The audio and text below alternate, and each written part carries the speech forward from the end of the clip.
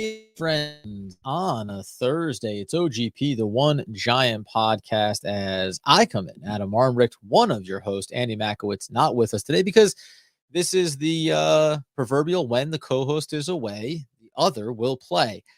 We figured we have another episode coming out on the podcast, also going to have it out here on YouTube as well later today, but we're a week out, right? The NFL draft is looming. We've had a lot of great conversations, not just on the podcast between Andy and myself. We've also had those conversations with the likes of Justin Pennick from Talking Giants, from Talking Football. Check him out on YouTube as well, obviously. We want to come in, or I want to come in, I should say, and just run a little mock draft scenario here and really in real time walk through some of the scenarios that the New York Football Giants are going to have out there for them. Andy and I have discussed the possibilities at the top of the draft. We've kind of set our board here about where the needs are for the New York Football Giants, what they need to accomplish, and why some, like safety potentially, is something that you have to say, well, maybe we can wait until the later rounds to address that, depending on how things go at 5, depending on how things go at 7, and then obviously the trade down scenarios that can come in behind it. So we're going to be using the Pro Football Focus Draft Simulator. It's a good layout when it comes to the back end of it, and we start to look at what the draft grade is and how some players at certain spots get graded. That's going to be a little bit open to interpretation, and we're going to say both ways. We're not going to worry about the A+ grades. We're also not going to harp on the C's or D's because as we walk through this, the positional value and the needs of the New York Giants are going to dictate a little bit different things. And on top of that, too, we'll even get, I'll have up in the background here as well, the draft buzz hierarchy of where some of these players go, how they're being potentially looked at from a draft standpoint so that we understand. While PFF may say certain player is listed as the 100th best player on the board. Okay. But if the average ADP is a little bit higher, and PFF gives us that as well, or if the prospect is someone that is viewed more favorably or someone that looks like they're on the rise, we'll try to combine these two resources to give us as whole, a complete a picture as possible. So we'll bounce around a little bit between the two. And hopefully, as we say, really just come up with a clear outline of where the New York Football Giants can look to go here. This will run through live now. I'll go back, clean it up, edit it, put it into the podcast feed, the video feed on YouTube as well. So you can always come back and enjoy this if you would like.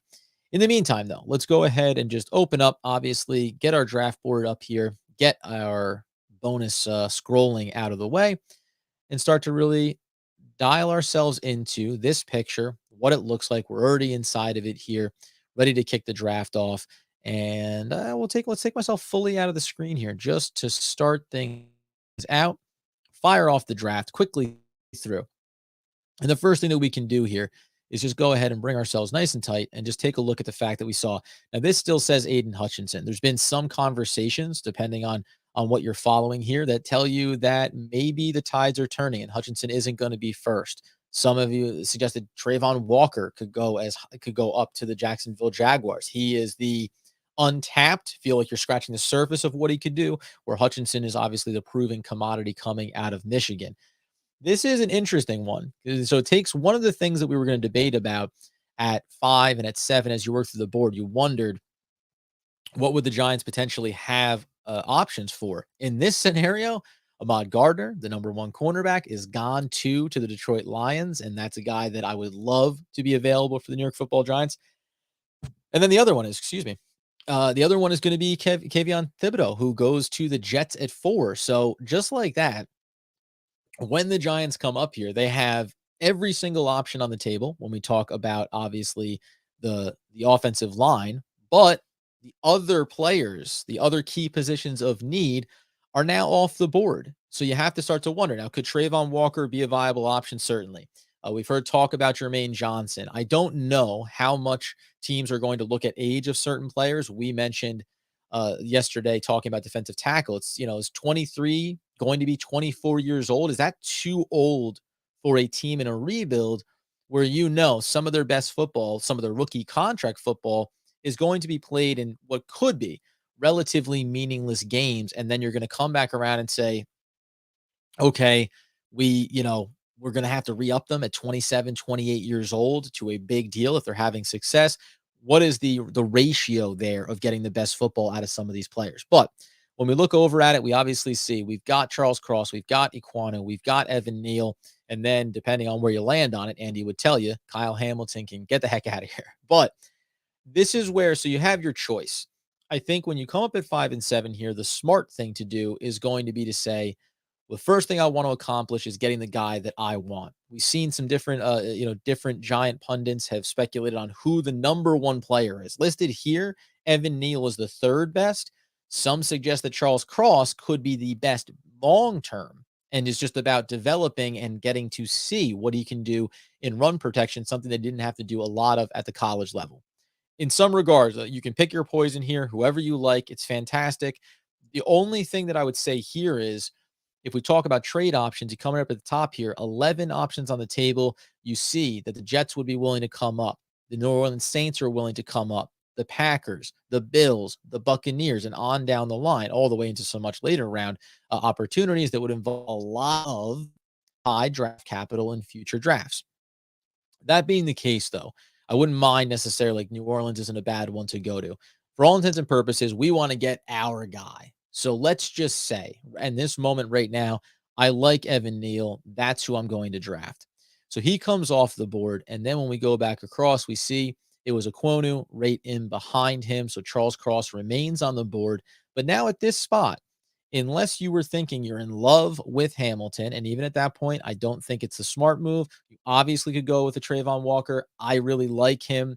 But if you're the Giants and you're talking about not wanting to have two top 10 contracts on the books on their rookie deals, if you're also looking at this roster and saying, I have a lot of work to do, I'm Joe Shane, I need to get a lot accomplished. Let's go back into then the potential trade down scenarios. Again, the Jets are still there for you. And now, though, see, this is where it's interesting. So basically, in this mock draft version, we don't get the opportunity to get Sauce Gardner at 5 or at 7.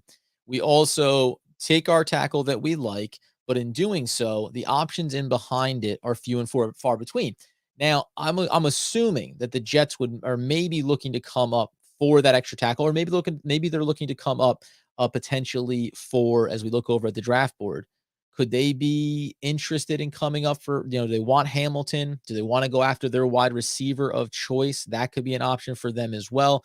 We said they took Thibodeau at 4, so they've added a weapon on the defensive side. Do they want to add something over on the offensive side for Zach Wilson?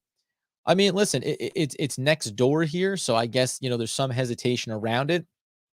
The two scenarios that I've often tried to get to here are, can the New York Football Giants trade back twice in the first round and move themselves into a spot where they get assets for this year and then also assets for next year as well? If you move into the 10 area, then there's a lot of viable options for you. When you get back to 20, which would be the next available option for us here on the board, things look a lot different. You're going to move past some key players that we've kind of speculated on, maybe the Giants could go after, etc. That being the case, let's take what would somewhat feel maybe like the Justin Pennick route, and we'll explain why in a second here. Let's go with the Pittsburgh Steelers trade down, and let's see how much we can get back in return for our 7th round pick. It's worth a first rounder in next year's draft, which we're certainly excited about. It looks like it could be worth the 84th pick as well in this year's draft, a 14% chance that you're going to be able to get him to accept it for the 52nd as well this year. But if we do that, it gets blocked. So we know that one wasn't going to work out for us. So we'll go ahead and probably, as I said, probably felt comfortable knowing we were going to have to back it down 84 instead of 52. And if we want to say we're being, really greedy, could we go for a 3rd rounder next year? Let's offer that trade and see if they accept. They don't. So let's settle in on that 4th rounder for next year. That gets the job done. 7th overall pick to Pittsburgh for the 20th this year, the 84th pick this year, as well as a 1st rounder and a 4th rounder in next year's draft. This is probably, just in terms of trade scenarios, one of the better options for the Giants in being able to add value now this year. So you get another quality player. You're already going to pick a 20, but then 84, right? Another mid-round pick that you can utilize to fill out this roster while also accomplishing getting the asset for next year if you're going to look to target a potential quarterback, depending on how things go for Daniel Jones. So the reason why I said kind of the Justin Pennick route here is that when you come up now at 20, we can debate, and maybe there's a secondary trade down that we can make here. We look at the board. Houston is looking to do it. So first one we're going to get is all the way out of the first round. So if we're going to stand pat here, now you have the option though. Nakobe Dean is there. Certainly talented. I like Devin Lloyd over him, and Devin Lloyd's a guy you're going to need to be in the top 15 probably to pursue, maybe top 16. But as you work your way through it, this is the option to say, we went and we got our starting right tackle in Evan Neal, and now we're going to go get a starting guard, as Andy had called for, to plug right next to Andrew Thomas, Zion Johnson, obviously out of Boston College, highly touted prospect. You could go Kevion Green here as well. I think as we scroll through, he's listed there 39th and 34th overall. Just to bring us back around here, and we'll go big, beautiful full screen on my face.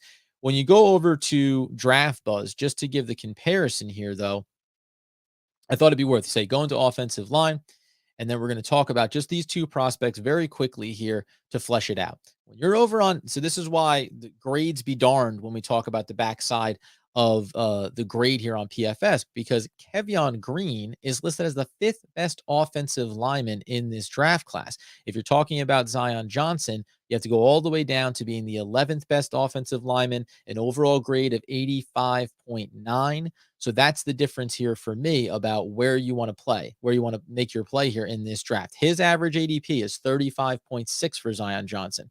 Kevion Green, his average is 24. So we're going to go against the grain here. I like Kevion Green more than I like Zion Johnson. I like his track record. We know Johnson transferred to Boston College. So let's go back into it. And even though it may read poorly from a PFF standpoint, we're going to go ahead and believe that this is the quality pick that we want to make here. And what we're doing is essentially is we're saying, let's go ahead and lock in our starting line. We want to have our starting offensive line as set as possible. So taking Kenyon Green, understanding what PFF may say versus other places, I expect him to go higher than I expect him to go in the first round. Let's put it that way. So we go ahead and we take him there. And now the offensive line is done. The things that we haven't accomplished are adding value on the defensive side of the ball. And we sit here now knowing that we have 36. We're also going to have 67, 81, and 84. We could go into the whole speculation around moving up the board, packaging picks, certainly. But let's just try to stay at home here. This is where it gets interesting for me again. You're talking about value on the draft board. As we look our way through it here, we see Travis Jones out of Connecticut. If we're thinking about cornerback, which is obviously going to be a big need at this point as well, you have to maybe consider going down for a Kyler Gordon. And again, referencing over to Draft Buzz and where they have some of these picks here, we talk about the cornerback class. And this is where inside of the defensive back room, let's go into our cornerback class here. You know what? I could probably let's go ahead and let's stop sharing this screen, and then let's share a fresh one for us. And let's go into Draft Buzz. All right. Over on Draft Buzz, not only do you get some great advertisements, but you're also going to get, we'll try to keep those as out of the way as possible, when you look through where these players rank. So once again, we're talking about Gardner and Stingley, guys that are gone, Elam that's going to be gone somewhere in the back end of the first round, probably. Then you get into these second round players. So we see average ADP on a McCreary is 43rd, 44th for Kyler Gordon. When you talk about, so this is the real debate that I've been having with myself. There's a couple of players here. A guy that's looking to go closer to 90 there is Martin Emerson, projected to be, if he goes as a safety, which is what he was recruited as, then you're talking about maybe higher in the second round. If he goes in as a cornerback and that's what he wants to play at the pro level, then it's going to take a step back. Is he worth waiting for as opposed to going for Kyler Gordon? Is a player like Marcus Jones, who's incredibly small but very fast, is he someone you want to look at? And then even if we go a little bit layer deeper here, just to give you a sense of some of the players that we talked about on the podcast when we looked at this position, you also have to consider, although, you know what, this is going to be a player that we're probably going to have to look over on the safety position for Cam Taylor-Britt, but how about a player like Tariq Woolen? He's a guy that's average, again, at 89. Now, all of these positions, though, I think they go a little bit sooner. So whether it's 81, potentially 67 for Martin Emerson. That's the game that you're playing with here. The question just becomes, how high do you value that? And what does it look like in behind for the New York Football Giants? The funny thing is, as we'll again come back in and bring back up the draft board, is what happens with James Bradberry. I believe he's going to get traded. Justin Pennick mentioned he thinks he's going to get traded. It's just a matter of when, not necessarily if. If, the big if we want to talk about then what would be possible here as we get this description out of the way, the one thing that we can also look at here would be trades. And to say, now we're up at 36 here, but let's go inside and talk about the Kansas City Chiefs, right? And actually, you know what? I'm even going to go a different direction with this because I still believe that one of the players in the James Bradberry sweepstakes could be the Cincinnati Bengals, who need a cornerback. If you believe that the asking price is somewhere, somewhere in those murky grounds here, you could try to get a player this year, a pick this year, or you can look into next year's draft class. So if I said 136 and a fifth rounder next year, just really back end, low value, you're not asking for a lot. You understand it's diminished. You understand you're just trying to get that money off the board. When I say James Bradberry and I say, do you want this offer? They're going to say, yes, we do. That's what this is. Now, do I think there's 100% lock? Maybe, maybe not. Is it diminished value on the player? Of course it is. So, but if we clear him off the board and now we know 100% that we need that cornerback in the room, it can push us certainly further in that direction. I'm going to hold off in this scenario from talking about what could happen with Saquon Barkley and just assume that he's going to be a part of this team. But it still does put us in this position here of saying, what are the picks that we can utilize to maybe move up the board here and maximize the value inside this draft? So at 36 right now, we have to make a hard choice here about how we're going to approach it. I'm going to say we hold off. I'm going to say we hold off on cornerback for now, and I'm going to talk about taking Travis Jones because Travis Jones, as you see here on the write-up, he is the lone bright spot in Connecticut's roster this season, 333, big-bodied boy. We know what he's capable of doing. And if we just go over and briefly take a look at what would be his description over on Draft Buzz, this is the difference about when you say the Giants need edge rushers. I think there's a lot more depth here in this class to go after and to bring in for the New York Football Giants, whereas the defensive tackle component of this is something that there's some really talented players and then there's some question marks. But getting after the quarterback and getting pressure, and when you look at the Giants, they have nothing at the nose tackle spot. They don't have a starter. They don't have a backup. They don't have reliable players that they can bring in there. So when I see Travis Jones, I get excited about it. I take the dive on him and I move forward with the draft. Onward to 67 we go. Now, again, there's endless scenarios of 67, 81, 112, right? We've accumulated a lot of picks here. We could move around the board if we want to, and that certainly is an option. But come up at 67, the few options that I talked about. There's Cam Taylor-Britt, viewed maybe more as coming in as a safety than as a cornerback. I really like him. Gone is going to be Kyler Gordon. If we go in and we talk about who's available in the cornerback class, there it is, right? Players we like, and then players that we probably wouldn't necessarily want to take a shot on. Tariq Woolen is gone and off the board. So Cam Taylor-Britt is one of those ones, right? You see the average ADP at 94, as opposed to maybe, again, wanting something, you want to be a little bit further back, but the rank is 65, right? So the value is there. And then there's the other players we talked about. His average ADP is 68.9. That's that meeting ground of cornerback / safety and the value that he can bring. I personally, I would love to go wide receiver here as well. There's a lot of talent at this point of the draft here. Whether or not a player like Pierce is still going to be there at this point from Cincinnati, that certainly is a question you have to ask. But I'm going to go ahead and say we've added something to the defensive side of the ball. We've secured our offensive line. Now let's add a piece to the secondary that, in theory, could really end up being valuable from almost a double down perspective here, right? You could end up taking a player in Martin Emerson who has some flexibility inside of your defense. So while it may look like you're going a ways down this list here, it's just about the quality of the player. There's our boy, ranked 98th, taken 69th. I think he'll be, again, closer to 69 when it comes to draft day, closer to 60 maybe even, depending on team needs and how things break down. But I'm going to go with Martin Emerson. I'm going to get that mixed bag player that I can use in a lot of different ways. And hopefully it ends up paying off in the grand scheme of things. You see the 108, you see where he's at. This is probably going to take a hit on the draft grade. Know that we're talking about cornerback and a multi-functional cornerback that can be a weapon for Wink in a few different scenarios. And understanding, he can be a backup safety behind Xavier McKinney in the single high system, and he can also be on the outside. Big body, 6'4", capable of doing a lot of damage. We come right back up at 81. We know we have 84 as well. Here is where it gets pretty interesting. Could the New York Football Giants take a shot on a player like Parham, who's being projected to play guard/center? And now you're talking about really bolstering it. Do you wait a few picks maybe in behind that and see what's possible? I think you can. And then you start to talk about Brian Asamoah, what he could be for the linebacking group. You can think about, obviously, edge rusher. We haven't added one of those yet. And then even getting into the tight end group. But I think, at this point in the needs hierarchy, you want to be a little bit further down before you go for that. You can even look at a player like Romeo Doubs, the wide receiver out of Nevada, if you want to add some consistency there.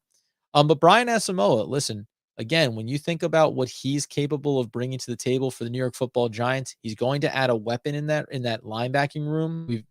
The theme of this is, of course, going to be, hey, we need something every single place on this board.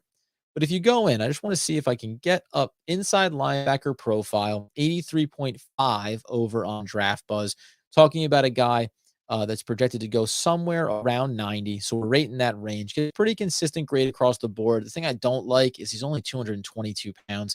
So, this again, it feels like a safety playing at a linebacker body, but there's not a player in the draft here or the combine that's going to be more important than Asamoah, who, if ran poorly, test poorly, he's had to come on over the course of his career. Considered on Draft Buzz, to be a prospect despite his speed limitations, think he'll be taken third, fourth round. So we're in the wheelhouse there. This is not a prospect that is, to me, is exciting enough with some of the concerns around his measurables to go after here. I'll be honest, against the grain, why not go ahead and even further bolster the offensive line? You have Dylan Parham here. There's another kid in Cole Strange that you obviously like as well. I'm just going to pull the trigger on the offensive line. And this isn't really the typical scenario that I've actually walked myself through, by the way. This is more likely than not been where I would say this is too many offensive linemen. You sign these veterans. What is it going to look like? At some point, you have to just kind of dissuade yourself of that thought process and say, we need to fix this thing. And if we have processed through here like we did, and we have these multiple picks, well, then there's options to still fix other areas of need. Do I think that Romeo Doubs here at 84 is too high? Maybe. You see again, like you're not going after Danny Gray. We've already addressed the cornerback spot here. Khalil Shakir, this is an interesting one too. When you talk about his write-up, this is why it becomes so interesting. He's, obviously incredibly talented, 6 foot, 195, 22 years old, only one, again, profile from the slot. So in theory, he does come up kind of in a perfect way to take over for Sterling Shepard, be a weapon in the room. I think that I don't know if he's falling or rising in this scenario, but let's add the weapon at 84. Let's make sure that we get ourselves an offensive weapon. We haven't added that yet. And now we'll see where we stand when we work our way through to 112. And then remember, we still have 136, 147, all these back end ones. Are there trade out scenarios, grab an extra asset for a future draft? Of course there is. So, I don't want to dissuade the idea that there's going to be a lot of things happening here for the New York Football Giants, 100%. I don't like Jelani Woods. Andy and I both agreed on that. You can get into a player like Mitchell, obviously, at the tight end spot. We see multiple safeties are out there on the board. I think there's some later round safeties we can look at closer to 136 and 147. Wide receiver like Kevin Austin, out of Notre Dame as well. Here's an interesting one. We're sitting here at 112. Damon Clark, who had to get the spinal fusion surgery, so he's going to miss the entire year. This is too soon for him, but at 136 or 147, he's a guy that has a lot of upside. It's just a matter of, can you wait? And if you're a rebuilding team, you could theorize that you could, in fact, wait for a talented player that can be a contributor going forward. It'd be like adding an extra draft pick next year when you come into the offseason. High risk, obviously, a big reward, big risk there as well. Let's go ahead and tap, though, into, I see the 134, the average ADP of a Cade Otton. And let's just, real quick here, let's just talk about the overall tight end group that's available right now. K. Dotton is kind of there. You see that ADP on James Mitchell and how low it is. There's not a lot of other guys. I believe, I don't know if Colder is the tight end that Andy had talked about before as well. I really like Isaiah Likely. In spite of the rank, you see the average ADP. There's options here. I think that K. Dotton being one of the best blocking tight ends in the group. We know we added Ricky Seals Jones in free agency. You can speculate whether this is too high or not, but let's go ahead and secure that tight end for ourselves, move ourselves to 136, and then reassess here. Remember, edge rusher is the next big need on the board.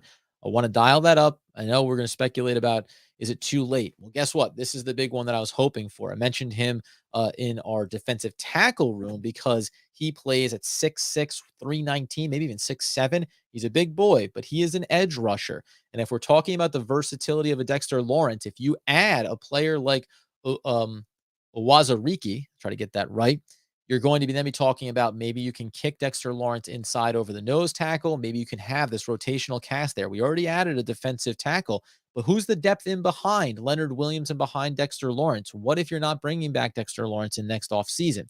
Those things matter. So I have my eye on him here. Obviously, I don't think that he makes it much past 136 if he's there at all. But we do, again, take a look around the board here. Running back, do we want to add somebody into the room? We know there's been speculation. I think that Wazariki is high enough and the value is high enough that he's worth taking here. I really like him as kind of that fifth, sixth round, fourth round, anywhere. 112, I don't know. By the time we get to the draft, if he's gotten that high, but I really like him as a prospect. I think it's a good late round get for the New York Football Giants.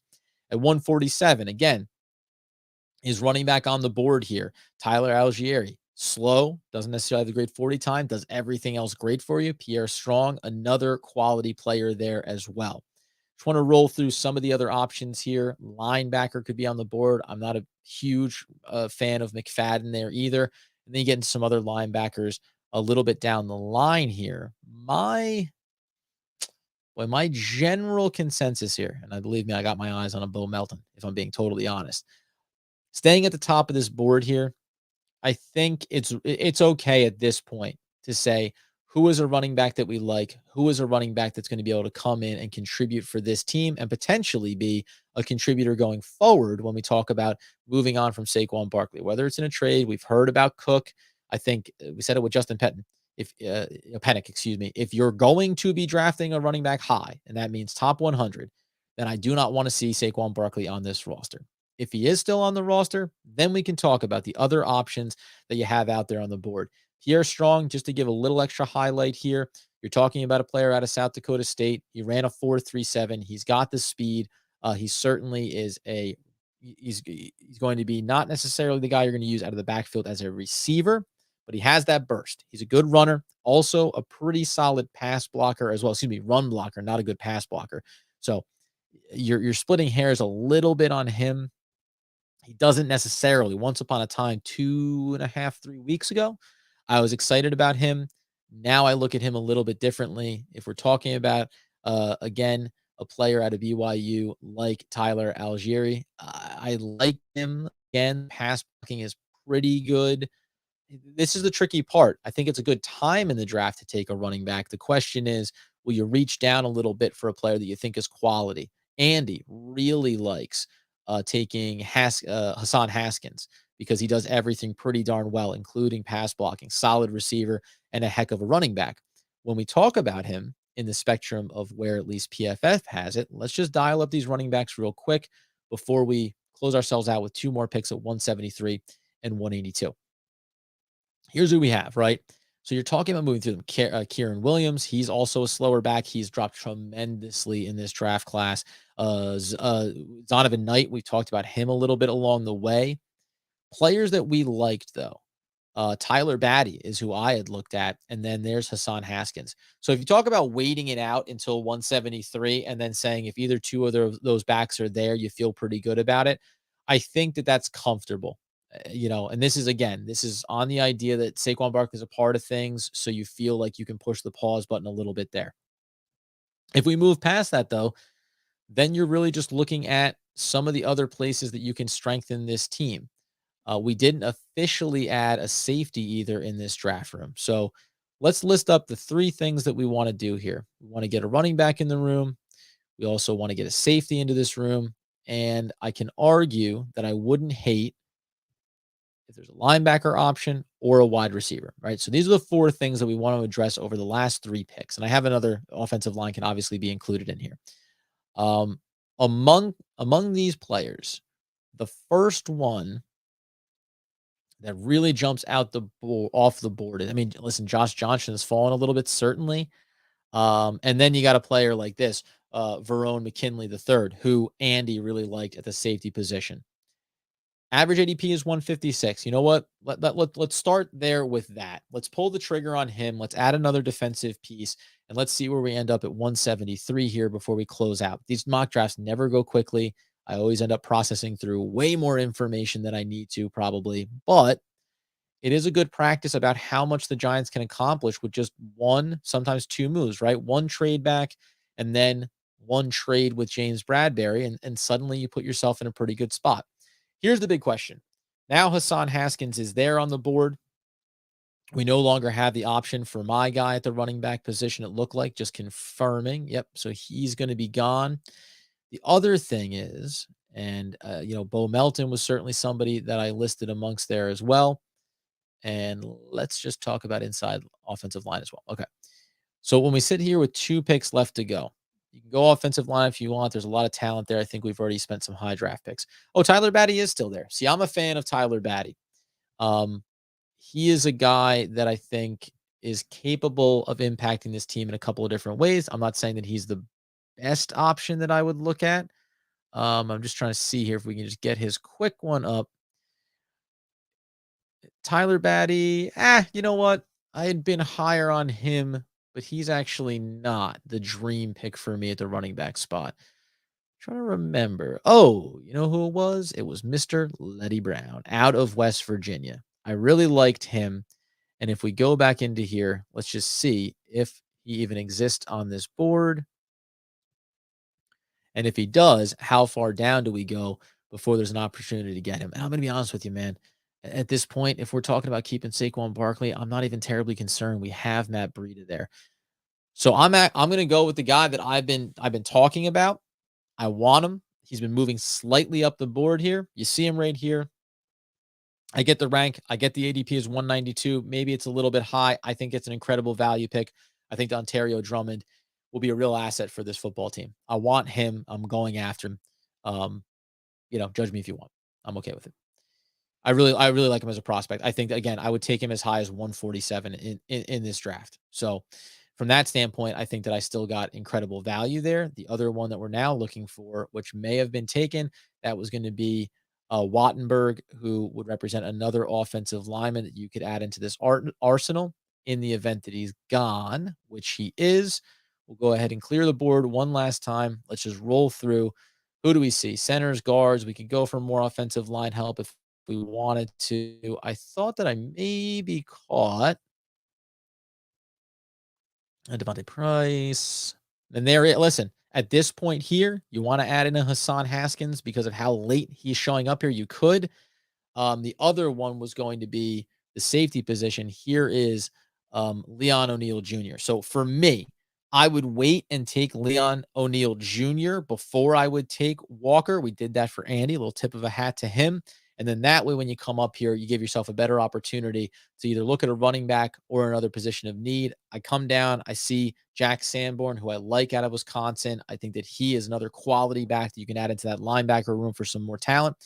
Let's draft him, and then let's just give us the quick rundown here. A lot of fun, a lot of aggravation in this one, I think. I'm not in love with what we accomplished here overall, and this is the first example of, listen, you can't get the edge rusher you want at the top of the draft. You can't get the cornerback you want at the top of the draft. What do you do from there? I think it makes sense to trade down. I think that you can hang your hat on the fact that you fixed the offensive line in its entirety as the draft grade comes out here. And you know where we're going to focus, the top of the draft and what we accomplished.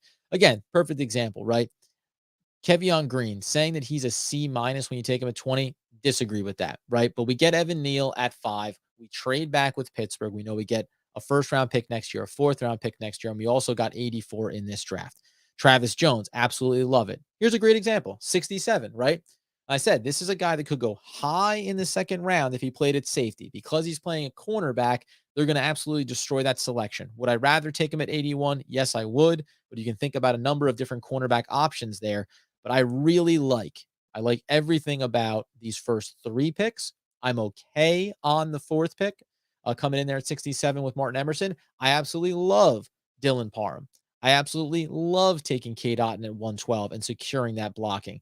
I like that we go ahead and move off of Bradbury. I absolutely love the edge rusher pick in Uwazurike. I don't like the McKinley one. I think it is too high and I would have waited. And I completely disagree with the idea that the Ontario Drummond is not worth the 173rd pick overall. The draft as a whole, because the top picks are weighted more, that's going to be worth a B plus. You can talk about, man, were there big mistakes made at the back end? Possibly.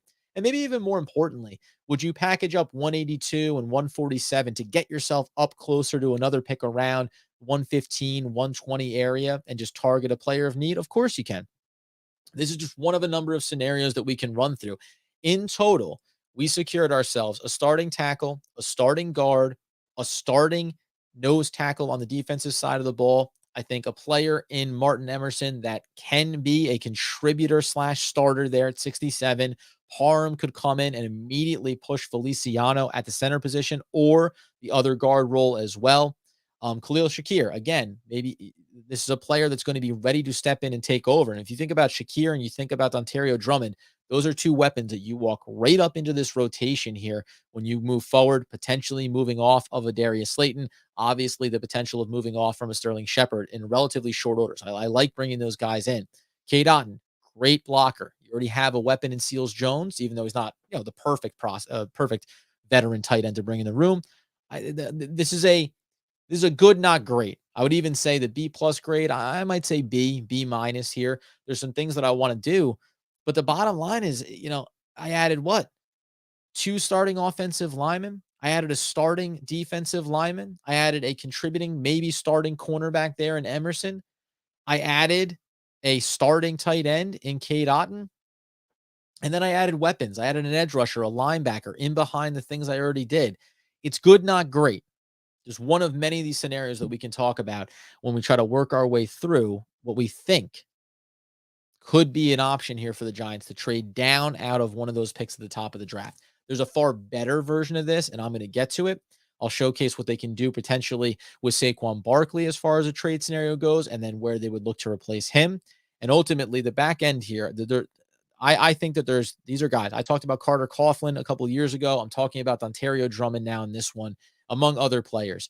There are a number of deep prospects here and at the safety position that I just think you're going to be able to fill out this roster in a big way and give Wink Martindale weapons defensively. And then when we talk about Dable and we talk about Kafka, listen, man, there's a lot of opportunity for them to be effective and to utilize weapons in situational football as opposed to saying, I need this fully locked playing 70% of the snaps. No, there's going to be opportunities here where you can say, guess what? You're playing 30% of the snaps and you're going to be 100% effective in those looks. We'll come back in. Like I said, another episode on the podcast and on the YouTube channel coming out later today. Keep your eyes out for that. I'm going to try to run through as many of these as I can. I keep trying to do them quicker. I keep trying to be very, efficient around them. And it's about what it is if you're doing it with me. You follow us on YouTube. You get us over on the podcast where we get those needs fulfilled. Andy and I will be back in. We're going to break down the initial mini camp here. No shows from Kadarius Toney. How concerning should that be? You like what obviously Kenny Golladay is speaking to. So there's a little bit of an angle here that I want to talk about with Andy and get his perspective as well. Keep your eyes open for that. As we always say, just get in on the comments. Enjoy it. What do you want to see here? If I told you the Giants are going to trade down, what's acceptable? We had some great conversations over there about still wanting quality players in this year's draft and not being overly concerned about what happens next year. It's a fine line. It's a fine line because the closer we get to the draft is the more that outside perspectives are saying this is going to kind of be a wash year for the Giants. We'll have to wait and see. I'm right on the edge of getting overly optimistic depending on what they accomplish in the draft. I, of course, am Adam Armbrecht. At the end of the day, it's one mock draft down, probably 5 or 6 to go before we hit draft day. And then we'll be doing live draft coverage right here on YouTube as well. You get us wherever you can find us. Until next time, as Andy Makowitz would want, need, and nay, always demand that people know, Let's go Big Blue.